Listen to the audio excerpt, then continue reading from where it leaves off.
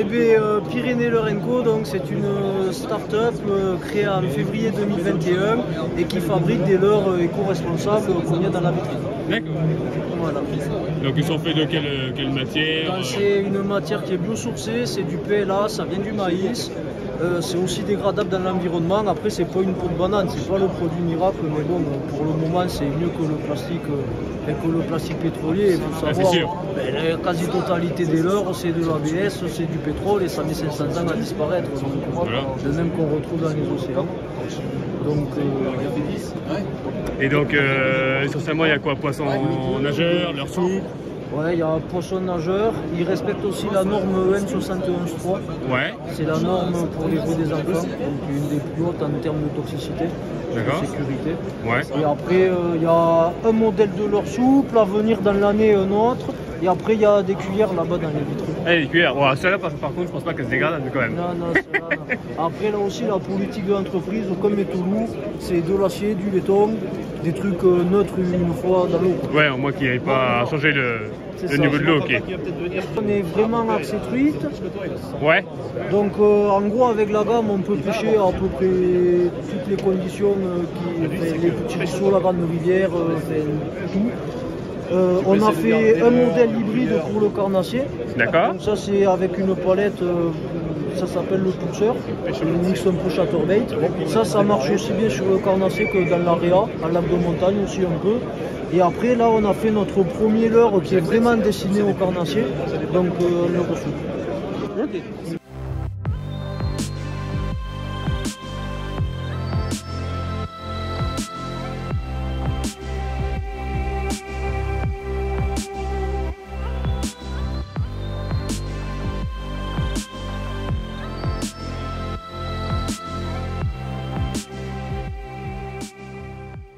Donc à partir du moment où il y a un budget et qu'on n'est pas trop riche, c'est sûr que pour faire ses leurres soi-même, il y a un petit budget à mettre. Quoi. Ouais, bah oui. Au départ, il y a 200 € à mettre au départ.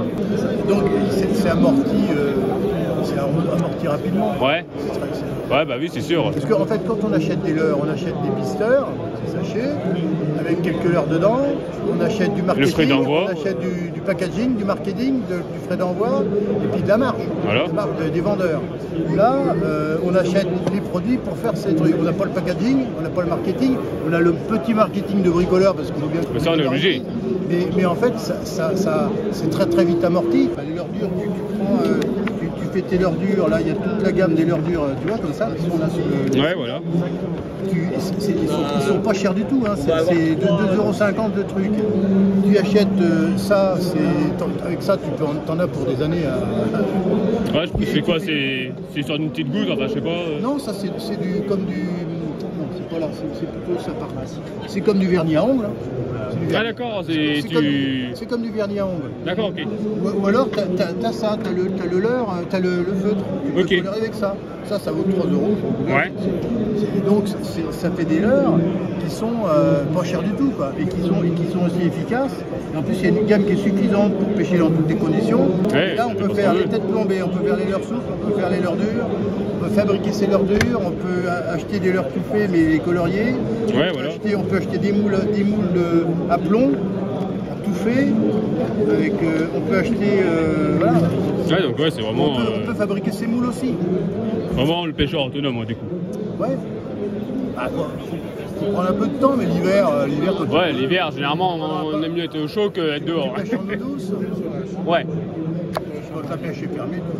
Ouais, voilà, c'est la meilleure période pour les faire, quoi, après. Il faut se lancer. Voilà, faut se lancer, il faut avoir son petit coin pour pouvoir mettre tout le matos, et puis voilà, quoi.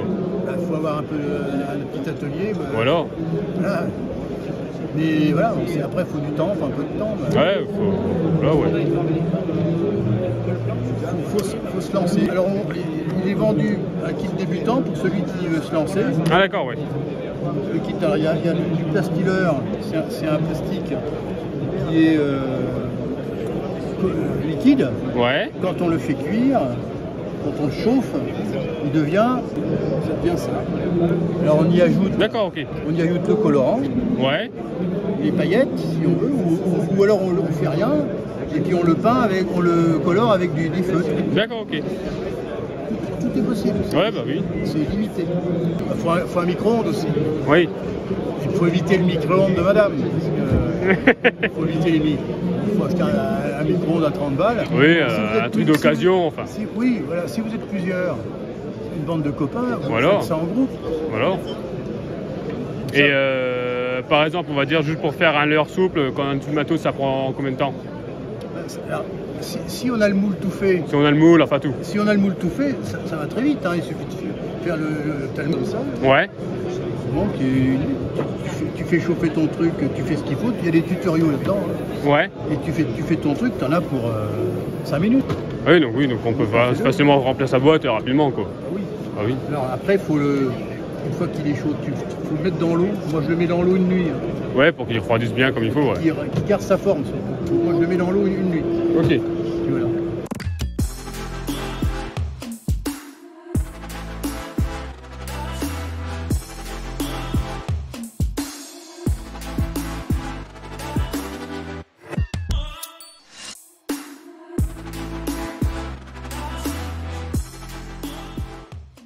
Alors bonjour, aujourd'hui je vais vous présenter le Biotopstick, notre premier leurre biodégradable dans l'environnement. Donc c'est un leurre qu'on a commencé à développer en 2017 et qu'on est en train de finaliser en 2023. Donc on est parti sur un premier design, puis très vite on a étendu vers un nouveau design en 2018. Ensuite est venue l'idée de faire un leurre biodégradable, parce que des leurres pencil, il y en a un paquet, des Stipate. Donc nous avons développé un premier matériau à base d'amidon de maïs, et les caractéristiques techniques étaient un peu mauvaises. Le leurre était cassant, on avait des problèmes d'industrialisation comme on peut voir ici. D'accord. Donc on s'est rapproché d'un laboratoire pour faire des tests de nouveaux matériaux, des tests mécaniques avec deux matériaux différents sur lesquels nous avons fait des éprouvettes que nous avons testé sur des bancs de mécanique, de résistance mécanique. À la suite de cela, nous avons choisi l'un des deux matériaux et puis nous avons commencé une phase d'industrialisation. Nous avons dedans placé des billes en verre pour l'effet mimétique des yeux. Ouais. Nous avons deux billes en verre côte à côte dans un couloir, comme on peut voir sur le leurre. Qu'est-ce que je peux dire ? En dessous, nous avons une lame traversante qui nous permet d'augmenter la résistance mécanique du leurre. Nous avons une résistance mécanique de l'ordre de 15 kg environ. Ah oui. Nous avons fait le choix aussi de ne pas faire de peinture sur le leurre. Donc pour le colorama, nous avons une peinture dans la masse. C'est-à-dire que c'est les granulés de plastique qui sont directement teints. D'accord. Ce qui nous permet d'avoir une couleur blanche, une couleur noire pailletée, jaune, et aussi une couleur naturelle un peu transparente. Et puis au moins ça réduit les coûts. Ça réduit les coûts. Pour l'assemblage, nous n'avons pas fait le choix d'utiliser des cols.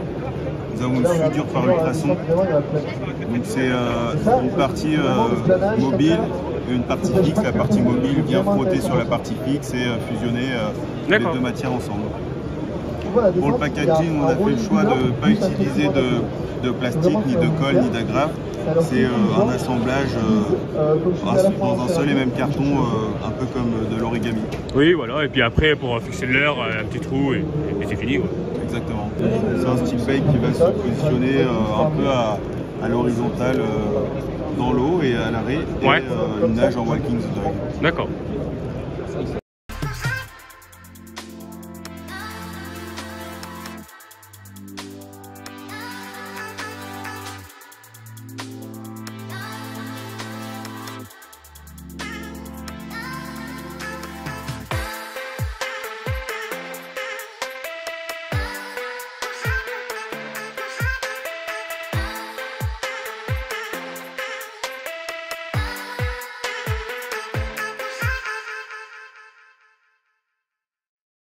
Nouveauté sur le salon de Clermont-Ferrand, c'est l'anneau sauveur de leurre, qui est un anneau destiné à sauver les leurres, d'où son nom. Le principe, c'est de l'installer entre l'hameçon et le leurre, et avec différentes résistances proposées de 1 kg à 15 kg permet de libérer le leurre suite à un accrochage de l'hameçon. Dans 99% des cas, on libère le leurre à l'accrochage. Voilà. En tirant, en adaptant bien son bas de ligne par rapport à la résistance du celluring, vous sauvez à 99% vos leurres de l'accrochage. Et il y a combien de références? On a 5 références. 5 références. Qui vont de 1 kg à 15 kg. Ok. Donc on a une large panoplie pour couvrir pratiquement tous les efforts. Et on peut trouver ça où? Pour l'instant, c'est en B2C par rapport au site internet celluring.com jusqu'à un développement avec des partenaires type magasin de pêche ou autre.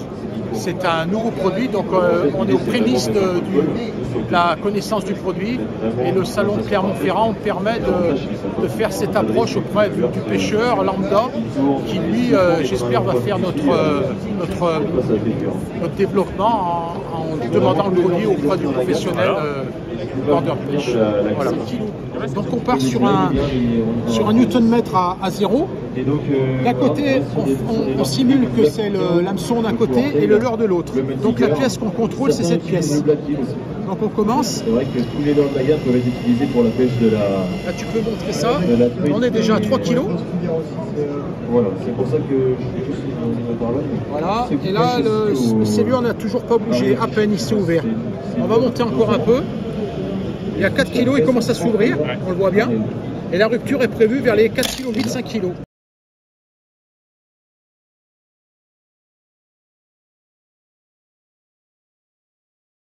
Regardez, c'est 5 kg. Là, les gars, franchement, vous avez trouvé un truc. Donc là, le fait est, c'est que le leurre est sauvé. Et on laisse juste le tri en pleine rivière. C'était Clément qui est au magasin de l'autre côté. Il a fait deuxième. Là, on voit bien que le celluring s'est ouvert et il a libéré le leurre de l'hameçon.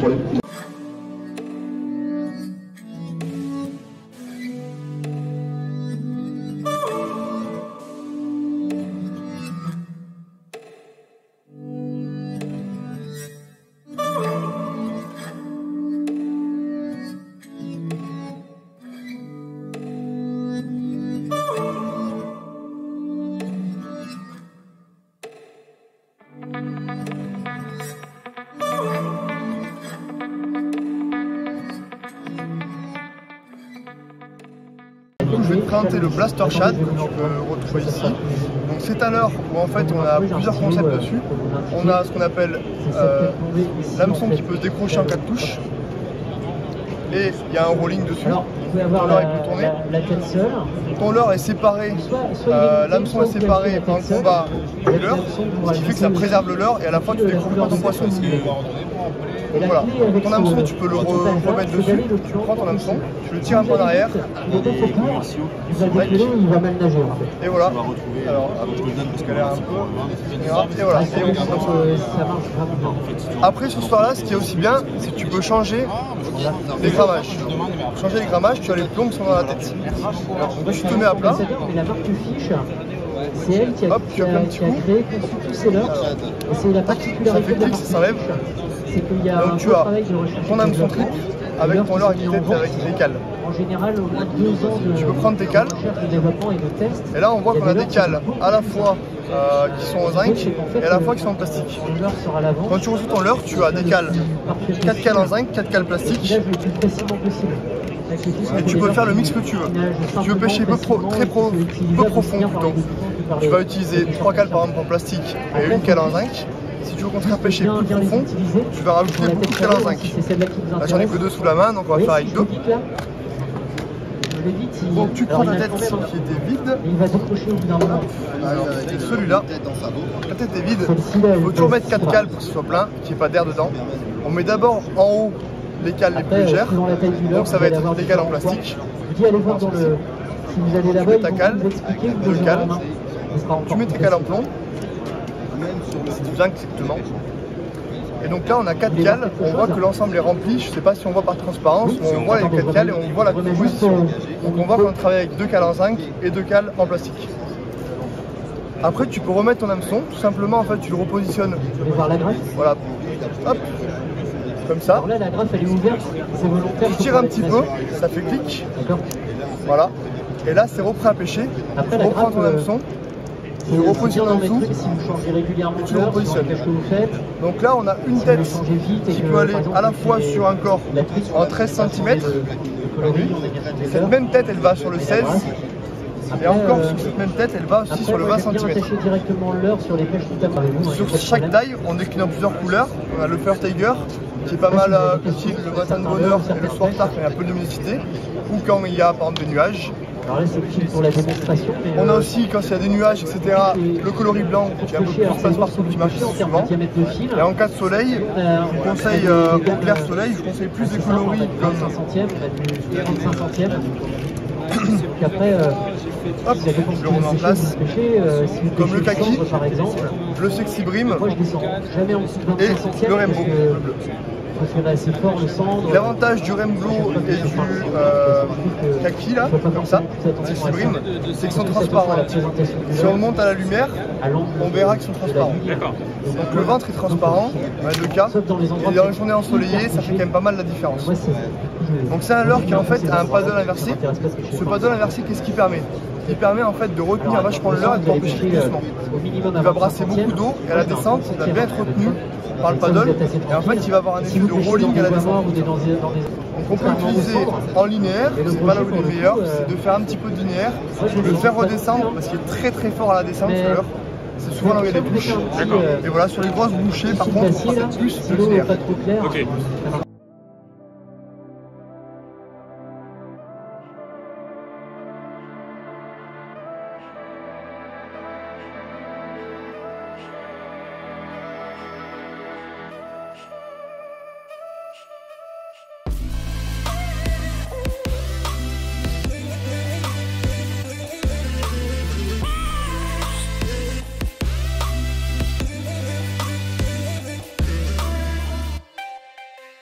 Bonjour, je suis Tonton, le président de l'association environnementale Team River Clean. Nous ramassons les déchets au bord des cours d'eau douce en France. Nous prenons pour le ramassage collectif et aussi individuel. Le ramassage individuel, nous avons fait créer un sac Team River Clean destiné aux pêcheurs qui ramassent les déchets partout au bord des cours d'eau.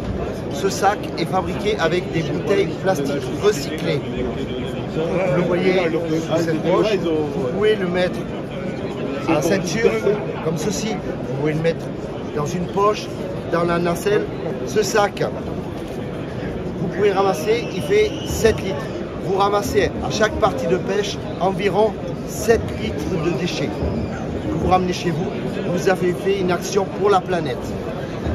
Tous ces déchets que vous avez ramassés au bord des cours d'eau douce n'iront pas dans les océans. Et les poissons ne mangeront pas tous les détritus que vous avez ramassés. Donc, pour nos ramassages collectifs, on travaille avec les mairies, les APPMA, les fédérations, les Comcom, communautés de communes, etc. On organise des gros ramassages. Vous pouvez avoir entre 10 et 50 personnes qui vont faire des ramassages. Tout âge, nous avons des pinces, des gilets, pour faire ces ramassages. Nous faisons aussi de la pêche à l'aimant éco-responsable. C'est-à-dire que nous allons faire de la pêche à l'aimant à vue. On va voir quelque chose, on va jeter dessus. On ne va pas peigner les fonds des rivières pour ne pas détruire toutes nos rivières. Voilà. Donc aussi nous faisons une tombola qui est juste derrière. Vous avez un kayak de Galaxy Kayak qui est à gagner, des flottes tubes, vous avez des cannes de grand nombre, Westin, Sakura, etc., des grands leurres, vous avez pour 11 100 € de lot à gagner. Vous pouvez prendre des tickets sur le stand de la Team River Clean ou par internet, on vous mettra le lien sur la vidéo, comme ça vous pouvez essayer de participer à la tombola. Ensuite, cette tombola nous permet de faire vivre et d'organiser des gros ramassages. Voilà, partout en France.